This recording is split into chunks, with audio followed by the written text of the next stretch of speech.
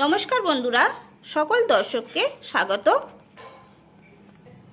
প্রতিদিনের মতো আজ আমি কি রান্নার পদ নিয়ে এসেছি দেখুন। ভেটকি মাছ কেটে ধুয়ে লবণ হলুদ মাখিয়ে নিয়েছি, ঝাল করব।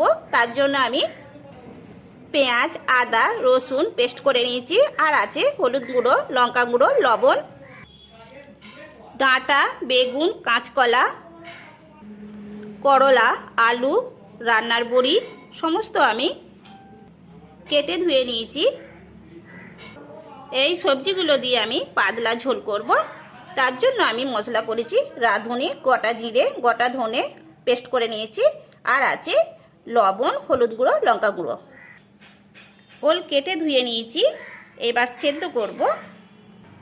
ওল সেদ্ধ মাখার জন্য নিয়েছি কাঁচা লঙ্কা, গোটা সরিষা বাটা, লবণ, সরিষার তেল আর পাতি লেবু দিয়ে